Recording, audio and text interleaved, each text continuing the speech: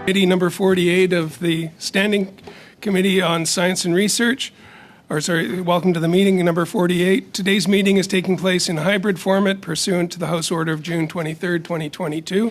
Members are attending in person in the room, and we do have a member remote. We have one witness here, Dr. Nemmer. It's great to have you back to committee. To the members, if you could just wait for me to recognize you, and if you're on Zoom, if you can activate your mic when you're wanting to speak. And entrepreneurs. Point of clarification? No, I'm going to finish reading and then we'll get into the meeting. Okay. And then reminder that all comments should be addressed through the chair.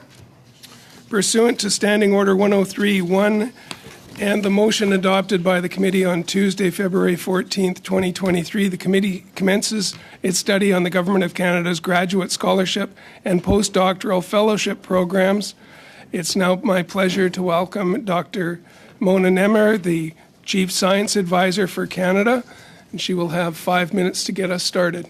So, Chair, I do have You have a clarification. clarification? Mr. Mazur. You ready? Can you please advise this committee when we will return to debating the motion I introduced on Thursday to investigate communist regime in Beijing's infiltration of Canada's research institutions? That will be up to the committee. It was closed. The debate was closed at the adjournment of the meeting. It's up to the committee when they want to start debating that motion again. Very good. Dr. Nemmer, are you good to start? Mr. Chair, Boyce. I know I'm not a permanent member of this committee, but given the fact that there could be the contemplation of bells, we do have Dr. Nemmer here. We did this at Agriculture last night. It worked very well. All parties agreed that as opposed to returning to the House to vote, we vote virtually here in this committee room, and that you give a reasonable time in order to make that vote happen, but we don't displace the testimony of our witnesses. I was going to ask for unanimous consent once we have Dr. Nemmer make her presentation, because I want to make sure we get that on the record, and then we'll talk about the operation of the committee just after that. Thank you, Mr. Boyce, and welcome to our committee. Dr. Nemmer, the floor is yours for 5 minutes, please. Thank you. Bonjour, monsieur. Hello, and thank you for allowing me to talk about this very important topic to you and your committee. As a scientist, teacher, and former vice principal of a major Canadian research university, I'm happy to talk about the scholarship system and the postdoctoral fellowship system. Than 100 graduate and postgraduate students and have mentored and counseled scores more. Today, these individuals work in government, in the biotech and pharma industry, and in our colleges and universities. Many have become leading researchers in key areas from neuroscience to cancer. Some are practicing health professionals, while others have become entrepreneurs, starting and growing companies. Many were international students, and over 50% of them chose to make Canada their new home upon graduation. As a matter of fact, I was myself an international student. What all my graduate students have in common is fulfilling the requirements of their postgraduate degrees largely through research. And this is not specific to my group or to my area of research in biological sciences. What I just described is how graduate programs in science are structured. In these programs, the bulk of learning happens through hands-on experimenting and problem solving while carrying out a research project under the supervision of an accredited professor, which is why graduate degrees are in reality apprenticeship programs. The stipend graduate students receive, whether a direct scholarship or one paid from the research funds of the supervisor, acknowledges the work they perform while training, just like trade apprentices or medical residents. In the past 20 years, the research intensity of our post-secondary institutions has significantly increased, thanks in no part to federal support to research infrastructure and to programs like the Canada Research Chairs and the Canada Excellence Research Chairs.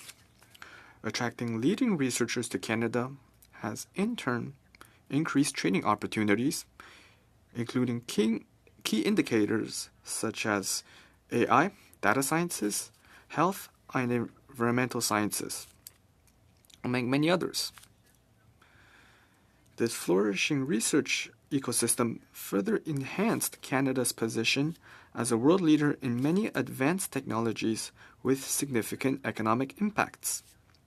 Unfortunately, during this time, the number of scholarships and the value of research grants has not risen as fast as our growing number of graduate students. Consequently, access to scholarships has become limited, and the value of stipends has not kept pace with the cost of living. At a time of workforce shortages and intense international competition, we need to look at ways to better support graduate training opportunities and open them up to all communities in Canada. We need to address the issue of graduate and postgraduate training. I will focus on three. First, graduate programs help people develop their individual talent and skills. Training people through research is one of the best ways to ensure they are job ready. Beyond technical expertise gained, doing research helps individuals acquire the transferable competencies that most employers are looking for: problem solving, adaptability, resilience, and teamwork, to name a few. Second, a robust graduate training sector contributes to a growing economy. Talent is the magnet that draws industries to a country and region. By helping our universities develop talent, we are making Canada attractive for international investment and spurring regional economic development. Third, modernizing and diversifying our graduate landscape now will reap enormous benefits for our future. Canada's reputation as a talent powerhouse is attracting the leading industries of tomorrow, from health and food products to electric battery manufacturing and giants of the auto industry. By enhancing training and postgraduate job opportunities, we will keep talent at home, attract top international students, and amplify the virtuous circle that links research and training through research to prosperous societies. In short, now is not the time to rest on our laurels. Just like we couldn't predict a few years ago how artificial intelligence or even the pandemic would impact society, we can't always predict what the next big discovery or technical development will be, or what profound changes it will usher. Making our scholarships more competitive and equally accessible to all will ensure we have the diverse talent pool and workforce needed to take on the as yet unknown challenges and opportunities to come. I cannot think of a better way to future-proof our communities and societies. Merci. Thank you, Dr. Nimmer, and thank you for all the work that you're doing on behalf of science in Canada. Before we get into the round of questioning, as Mr. Blois pointed out, we are going to have bells at about 20 after 11 or so as the debate is going on in the House. I wonder if we can have unanimous consent to go through our speaking list until the vote comes, and then we could do remote voting. We have nods around the room on that. Great, wonderful. Thank you. It's great to have your cooperation committee that helps me manage the time as well. So now we'll go to the first 6 minutes of questioning, and I have Mr. Lobb up first. Thanks very much, Mr. Chair. My first question is it's in regards to the additional funding. And we've had many, in fact, all the witnesses appear basically and say there needs to be more. There's been a different range, I think, in per year or the total amount, but it's a significant amount. My question to you is, if this were to happen, is this something that would be wise to have a multi-year phase in? Obviously, these dollars can't all go in at one shot, but is a multi-year, a 5-year, 10-year? What would you recommend? Mr. Chair, this is an excellent question. Given that graduate programs for master's degree, for example, last 2 to 3 years, PhDs on average 4, postdocs usually 3, in some areas more, having a vision and a framework for a sort of medium term and increasing both the values and the number of scholarships would certainly be a welcome approach. I also want to caution that while we're talking about scholarships, just to make sure that everybody appreciates that there are two types, the ones that are given directly to individuals, and then the ones that are paid out of the grant projects, if you want, so the researcher fund. And if we address one without addressing the other, we actually cause quite a stress and unbalance in the system. And as a matter of fact, it would be highly inequitable, especially for vulnerable groups. Okay, thank you for that. Do you think that it's important that the government of the day identify the priorities based on a number of different factors on where the bulk of these dollars go? I just give two examples. Agriculture research, I know the chair is from that represents the University Guelph, and then, by extension, the University of Guelph. One could argue there's a tremendous advantage for the government of the day to invest heavily in agricultural research. The other might be, say, for example, at a university like the University in London, Ontario, Western, that does a lot of health research. Do you think those would be areas of priority or examples where the government should focus their dollars because it is of a national interest to have a strong healthcare system and also a very robust agricultural system to feed our people? It's of course a very interesting question, and one where people often sit on opposite end of the spectrum. I think that we need and we can address both. Keeping in mind that it takes the number of years that I mentioned to train someone. Sometimes, agriculture, of course, should be a priority throughout, throughout the years, given the reality of Canada's economy.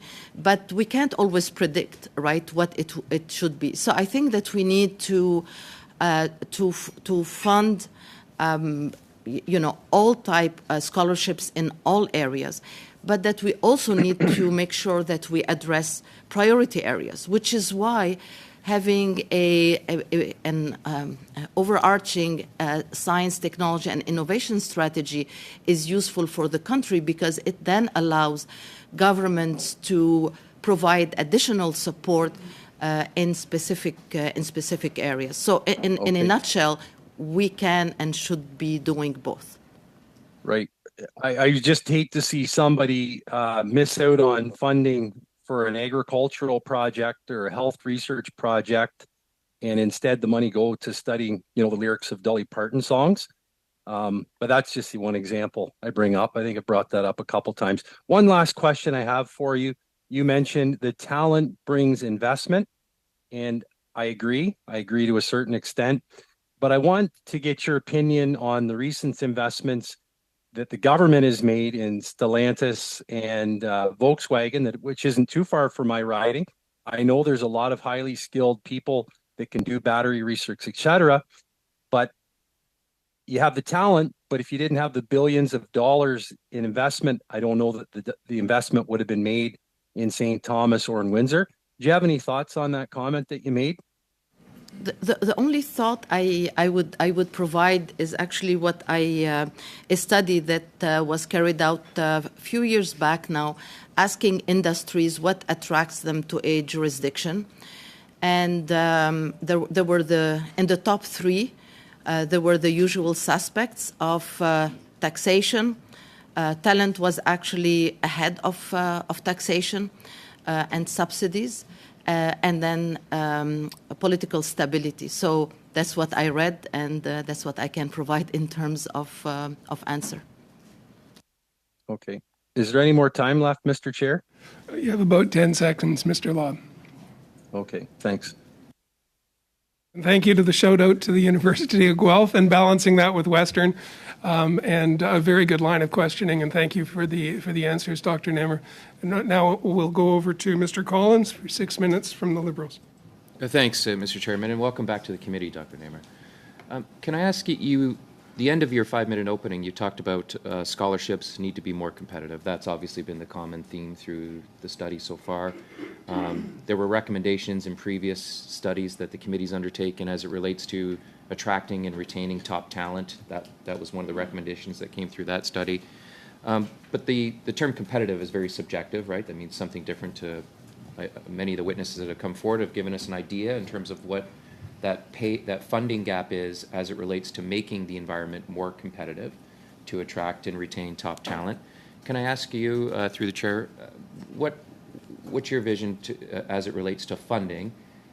What is that magic number as it relates to a dollar amount? Have you given some thought to that as it relates to where we need to go with investments? Thank you for the question. It's I haven't really computed the dollar amounts or anything like that, and I think it's we need to view this in a dynamic context, which is why it was important for me to provide the notion that these are not elite scholarships that we're talking about. These are apprenticeship, and these are for people who already have undergraduate degrees, who are in areas that are needed and wanted by the economy. So I think that there are formulas. I'll let the Department of Science compute this. But if I may, I'll just tell you what happened yesterday. I was on a panel speaking with the Mathematical Association of Canada. And as all of you appreciate, mathematics is one of the top 5 needed actually study or group of people, because we need them everywhere, from modeling the environment to modeling agriculture to actuaria, etc. And a first-year PhD student got up and said, I'm very motivated to do this, but I'm paid less than the minimum wage, and I cannot live on this. My parents cannot support me. If I go and work at a bank, I make 4 times what I'm being paid. It's hard to be motivated to do advanced studies in these circumstances. So I guess this is the kind of criteria and thinking that we need to have here. What is a fair and just stipend for someone who's contributing to advancing knowledge, doing full-time research, but at the same time is training? So. Okay, thanks for that answer. My next question would be along the lines of finding other ways and means to support postgraduate students. One of those areas that we've heard from some of the witnesses is along the lines of housing. And so, as you would know, that anyone who continues their education either through research and development or other connections to a university or college might find today's housing environment a bit costly in terms of where we were maybe 10 years ago. And so I was looking to other witnesses to make suggestions as to how the government might assist. I know that in my own municipality, McMaster University recently just constructed and opened a 30-story, 450-unit postgraduate residence in downtown Hamilton. And I know that many of those units are offered by the university at under market rate rents. And so can I ask, through you, Mr. Chairman, your thoughts as it relates to finding ways and means, either through other ministries or other support mechanisms, to help postgraduate students to lower the cost of living and help them ease the burden of increased costs that not just students and postgraduate students face today, but everyone faces today? Mr. Chair, for sure, any help is welcome. In an ideal world, the institutions would work collaboratively with different levels of government to address the issue. I can tell you, when I was a vice president research at the University of Ottawa, the issue of housing was top of mind. The issue of building residences was also problematic. At the same time, the university couldn't subsidize the housing because of the legislations and policies from the Ontario government. So I would just say that it may vary from one province to the other. It's certainly one area that would help, but we don't want them having a roof, which already would be a good start, but then starving, because as you know, and probably you heard, that the number of graduate students going through food bank has skyrocketed in an unbelievable way. Okay. Dr. Namer, I think I've got about just less than a minute left. In September 2022, the Office of the Chief Science Advisor's Youth Council released the report Our Vision for Science, and the report found that women, visible minorities, Indigenous peoples, and persons with disabilities are not being proportionately represented in federal award processes. How can the Government of Canada better ensure representation of students and researchers from underrepresented groups within the graduate and postdoctoral funding system? Thank you very much, and thank you for referencing this report. It's a outstanding group of young people who did it. I think we need to review our criteria for allocating a lot of the scholarships and the research funding. Many of them may favor the establishment and folks who are perhaps going about coming from certain groups and going about advancing their careers in certain way that others don't have the means and the opportunities to do. So Okay, I think thank you. this is very important. Thanks, Doctor. Thank you to both. Et maintenant, Monsieur. Mr. Blanchet-Jonca for 6 minutes. Thank you, Mr. Chair. Madam Niemer, it's great to see you again today. I have a simple question for you. I listened to your opening remarks, and I want to know, did you write that opening remark? Yes, I was the one who wrote it.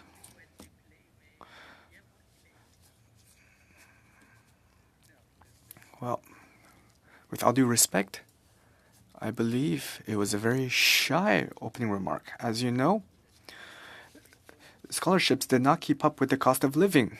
You did not say that. Not for the past 5, 10, or 15 years. It has not kept up with the increase of the cost of living for the past 20 years. That does not seem to be very important to you. You also did not mention that Canada is the only member of the G7 that lost researchers since 2017.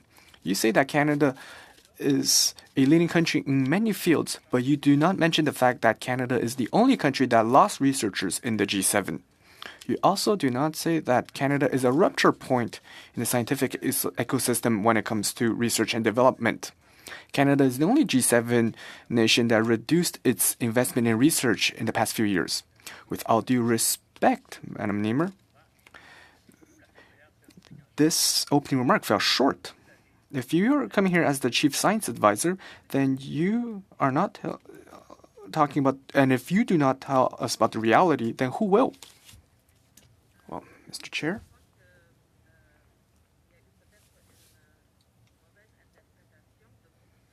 I believe that the member did not understand my speech well enough, because I did say that over the course of the past few decades, the number of scholarships and the value of scholarships did not increase. So I want to clarify that. Canada is not the only country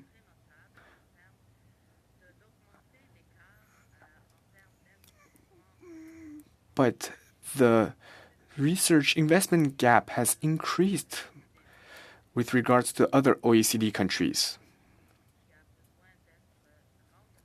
This trend needs to be reversed. I already openly said this, so I am not hiding anything. Thank you. Well, I have more questions for you. From 1 to 10,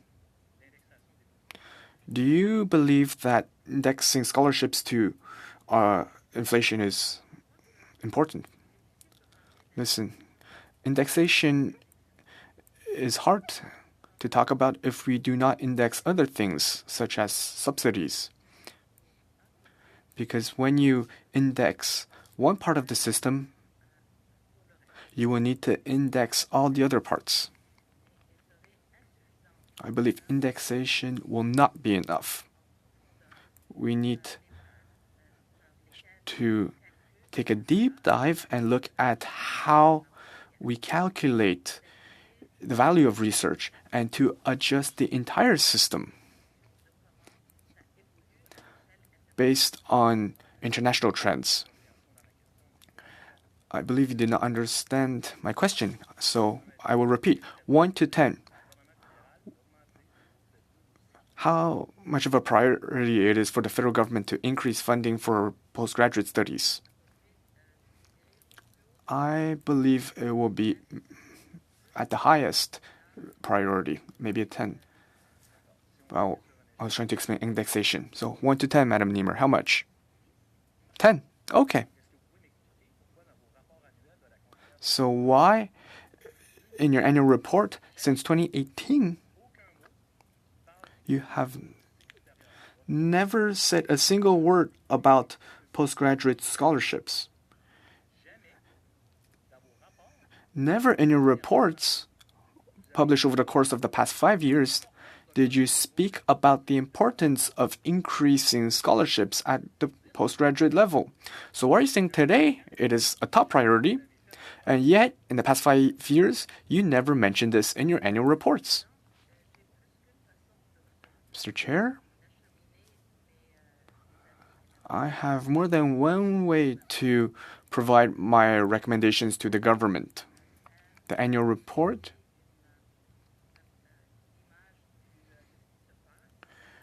provides an overview of what is happening over the course of the past few years. We have been hit hard by the pandemic. If my memory serves me well, in my report, I recommended that we need to increase support for research so that we can be ready for any future emergency, whether it's a pandemic or any other emergency. I did not pit one aspect against another because, as I've already said, it is very important for us to be reminded that 75% of students receive scholarships from research funds and not from direct grants. So less than 20% of graduate students do not see this issue solved.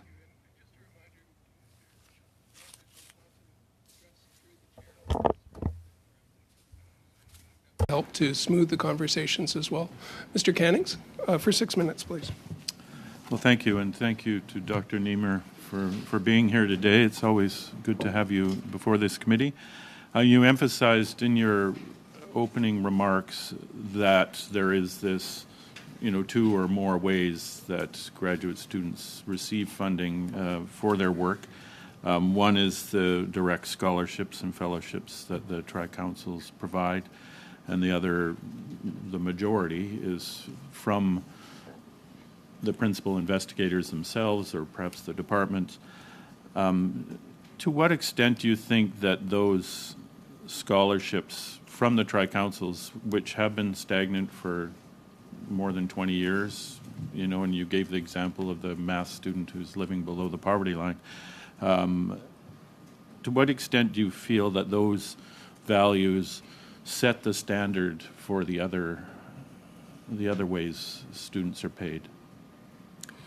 Yes, thank you very much. This is actually a key issue, because the value of these scholarships, and I have to say that we have a broad range of these scholarships. We have the Canada Graduate Scholarships, we have the Banting Scholarships, etc. So I think as we look at modernizing our system, we need to review all this and stop confusing different things. But there is no question that they do set the standard. In many ways, they set the standards for other organizations as well, not for profit, for example, like the Cancer Society or the Heart and Stroke Foundation or Brain Canada, the provincial governments as well, and for the institutions themselves. So it's quite important to bear this in mind.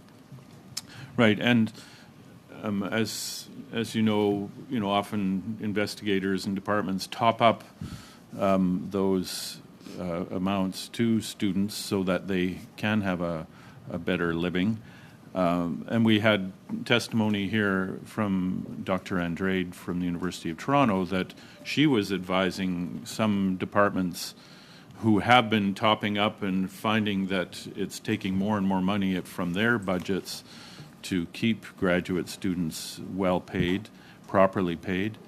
And she was advising them to perhaps you should be taking on fewer graduate students.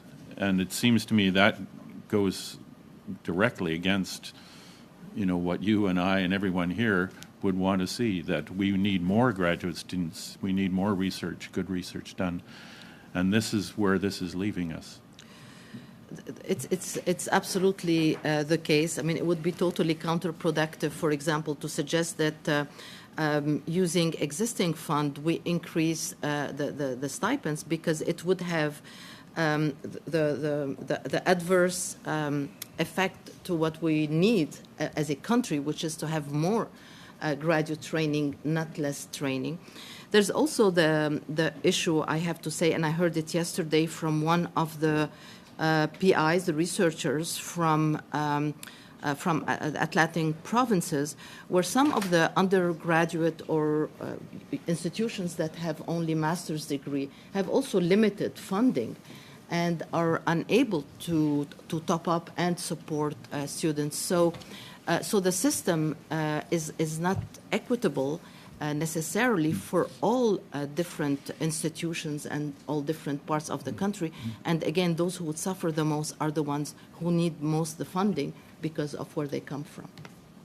Right, and one last question about, you know, Minister Champagne commissioned a report from Dr. Bouchard and the advisory panel on the federal research support system. That report recommended that the grants be increased 10% for 5 years and then 5% thereafter, and that the grad scholarships also be increased to reflect the changes over the last 20 years. Just wondering, you know, whether you support those findings and whether you have advocated for them with the government. Mr. Chair, I absolutely support increasing investments in research, and have advocated this from the first day I walked in this job and even before. So my position on this is very clear. The Bouchard report has done a great job at providing us with an update on the issues and the challenges that we face and potential solutions. I would just like to say that whether we should be adding 10% or 5% or 20%, is a matter of priorities and calculations and all this. What I like us to see doing is committing to an ambitious target, and even not even an ambitious target, but a target. For example, saying that Canada in 5 years will meet the average of the OECD or be in the medium of the G7 countries in terms of investments in research, and then sort of back work from there, sort of reverse engineer what we need to be doing. This needs to be dynamic. If we increase by 10% and others increase by 50% or 20%, then in few years we're going to be here having exactly the same conversations. Right. Terrific. Thank you. Thank you for the questions. And looking at the time, we'll be able to hopefully get through 5 minutes, 2.5, 2.5, starting with Mr. Mazur. Thank you, Chair. Thank you, Dr. Niemer, for coming out here today. Has Prime Minister ever discussed increasing student scholarships with you? Mr. Chair, it's the kind of conversations that I have with the Minister of Science rather than with the Prime Minister, and then it's his responsibility, I think, to then bring it to his cabinet colleagues and the Prime Minister. So have you ever discussed it with the Minister? Yes. Okay, thank you. Dr. Niemer, we know the Tri-Council granting agencies receive significant funding from the federal government. In 2021-2022, the Canadian Institutes of Health Research had a budget of $815.5 million in discretionary funding, which we learned could be reallocated to students on the front lines. Are you aware of any discussions with the Tri-Council agencies to find savings within their own budgets to reallocate to funding students? Mr. Chair, I'm not aware of these internal conversations among the Tri-Council, and they would have to answer for this. I would just like, if I may, specify that the graduate students, they need to have an environment where they do their research, and they need to have support for that research, because otherwise, if they have the funding but they don't have the means in terms of the tools and the material, then they can't carry out their research project. So there needs to be a balance in the system in terms of everything that's needed. Thank you. Dr. Niemer, you spoke about future-proofing in your opening remarks. Are you aware that CSIS warned Canadian research institutions that Beijing is threatening Canada's national security and intellectual property in 5 sensitive areas of research and development? Yes, I am aware. And how seriously should elected officials take this issue of national security in Canadian research institutions? Mr. Chair, the issue about safeguarding research is a very important one, and it's always existed. Spying and stealing intellectual property has always existed. We've been more. Other countries have been more interested in us because we've been so successful in so many important areas. So I think we need to absolutely look at ways to support our researchers and our institutions to safeguard research, to protect our intellectual property, and make sure that we can get the most out of it in our own country. Do you think elected officials could take this a little bit more seriously? Would you like to see more focus on that? It's not my role to tell elected officials, what to do. That's okay. We can take it. So, Dr. Niemer, from 2017 to 2022, the Tri-Council Canadian granting agencies have received an increase in funding. Canadian Institutes of Health Research funding went from $1.1 billion to $1.4. National Sciences Engineering Research Council of Canada funding went from $1.2 to $1.4. And Social Sciences of Humanities Research Council of Canada funding went from $784 million to $1 billion. And despite all this new spending, our committee has heard stories of students who have turned to food banks, finding themselves homeless, living in shelters, and the cost of rent across this country has skyrocketed. We had students on strike here on Parliament Hill, and they filled our committee room, which is good. I commend them for coming out and speaking up and letting their voices being heard at this committee. But why do you think this government is ignoring the voices of students? Mr. Chair, first of all, I am very supportive of this committee's study that is extremely timely and important for the country. As I said, I can't speak for the government. The only thing I can say is that it's not. If it were an easy, I guess, approach, like if we had only the scholarships that are paid directly to students and we could deal with them, it would be one thing. I think it's the system that needs to be examined properly, and there needs to be proper coordination and analysis to see whether there are efficiencies that can be gained, and these multiple layers also of scholarship programs and so on. So I think it's the appropriate thing to do, to be examining all this now. Okay. Is that good, Chair? Yeah, that's great. Thank you. And Thank you. I see the analysts typing away. I'm looking forward to seeing the testimony come forward back to us. A terrific discussion. Ms. Bradford, if you'd like to continue the discussion for the next 5 minutes. Thank you, Mr. Chair, and thank you, Dr. Niemer, for coming back to our committee again today. Thinking about the equity, diversity, and inclusion requirements and practices for Canada Research Chairs, how is the federal government supporting diversity and inclusion in the funding space, and what can we be doing better? The issue of ADI is extremely important, and the federal government has taken some pretty I guess, significant steps in requiring institutions to reach the pre-established and agreed upon targets. So I think that was an important development. I think that in terms of supporting EDI at the level of the chairs program, that's like the end of the pipeline. That's the ultimate. We need to look before whether we are supporting EDI, whether it's during our undergraduate programs or our graduate programs, including the scholarship. So I think we need to have a holistic view of this, and there are also areas that are in need of more attention than others. So we need to focus also the efforts. So following on that, how does the government ensure equal opportunities for both male and female applicants in its scholarship and postdoctoral fellowship programs? There are, I remember when long time ago, I wrote my application for the chair program.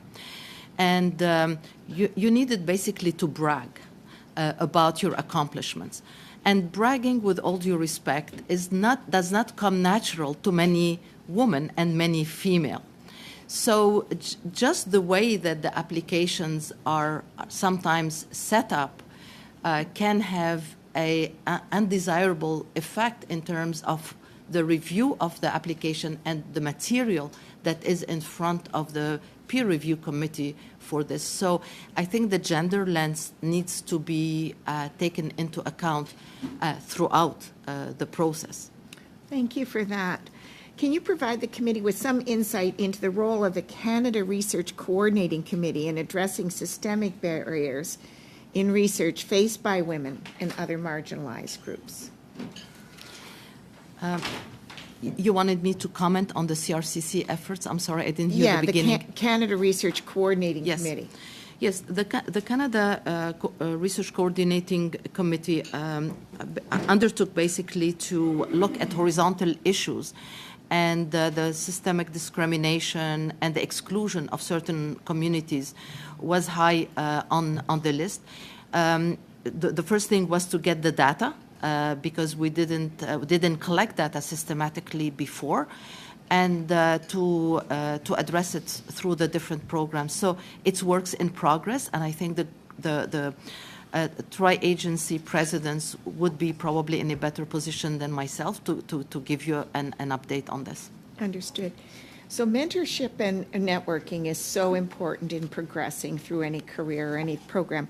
Are there any mentorship or networking opportunities provided to female scholars and postdoctoral fellows to enhance their professional growth and increase their chances of career success? Mr. Chair, mentorship is an issue that is very close to my heart. It's one that is extremely important. Mentorship and role models matter. And in our system, we actually don't value this. We don't have prizes for mentorship, and in our institutions, we don't systematically take into account these different implications of many of our researchers. So I think this is an area that would certainly benefit from the review that you're undertaking. And how does the Canadian government collaborate with the academic institutions and other stakeholders to ensure a holistic approach in promoting equity and access to financial resources across genders within scholarship and postdoctoral fellowship programs? Mr. Chair, this is a difficult question for me to answer. I left the university 5 years ago as VP Research, but I know at the time that there were programs, including for infrastructure, where institutions had to make commitments to diversity, to a number of criteria.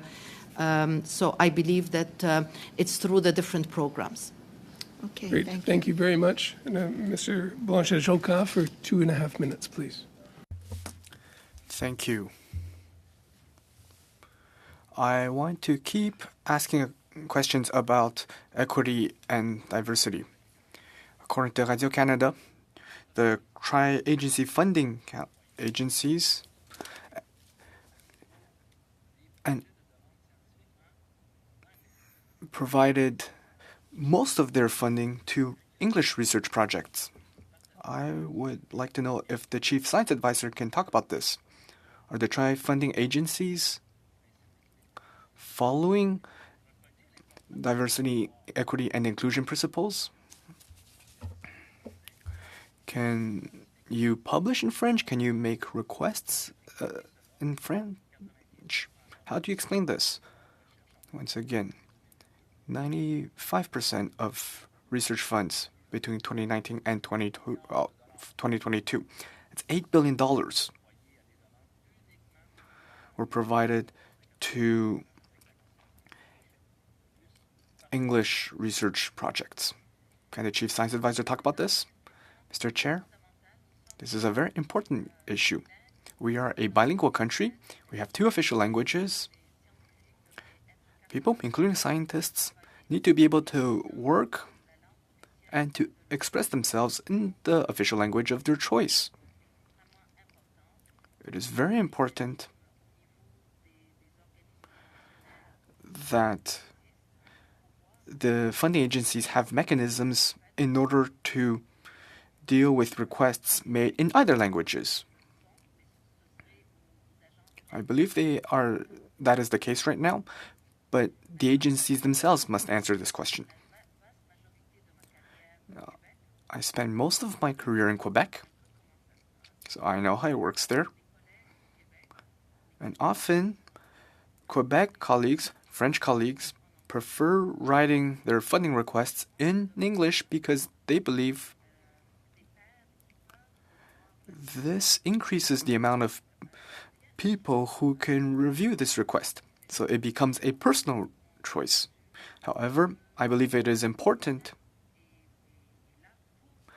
that we make sure that the system can receive requests and deal with them in both languages. Thank you very much. And look forward to getting that report tabled that Mr. Jonquin is referring to. That's our next hour in camera. But over to you, Mr. Cannings. Well, thank you. And I'd like to turn now to it's been a bit of a mystery to me as to where these decisions are made, at what level to set the amounts for scholarships. Are they set at the tri-council level? Do they get a funding envelope from the government? And part of that is to go to the scholarships and fellowships, and they set the amounts of scholarships and decide maybe we should keep it low and give it to more students. You know, we've had some testimony to that effect, and I'm just wondering if in your career at those levels, you know where those decisions are made. Mr. Chair, the one program that I remember the government had set the amount specifically and the number of scholarships and fellowships were the Vanier and the Banting programs.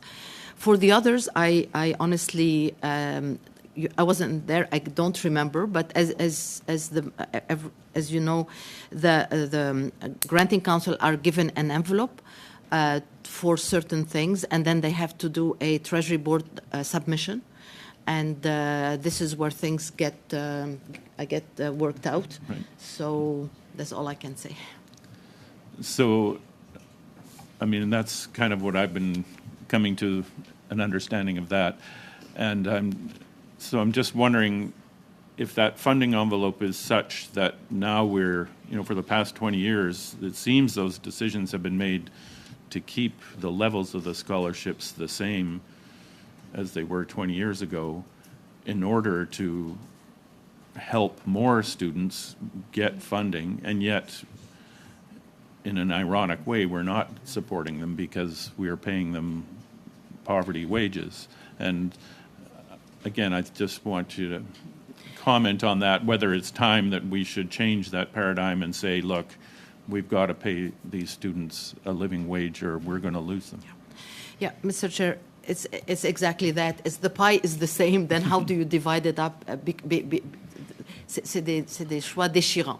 These are very hard choices. Productive to underpay the trainee when we need them. If they have to work outside of their studies, the data is very clear. It delays their graduation. So that's also counterproductive as a country and society.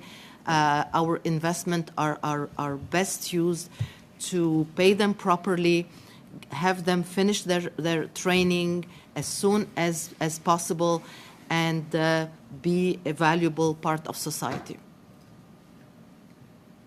Thank you. Thank you for your testimony as well as the answers. They're going to be very helpful in our study. We do have to get to votes now. So before we suspend, just a reminder to Mr. Lobb, if you can come back into the meeting through the in-camera link so that we can then start discussing the research and scientific publication in French report, and hopefully we'll get that to a point where Dr. Nemmer can see that valuable work from this committee as well. So we will suspend until votes are over, at least the next 10 minutes or so.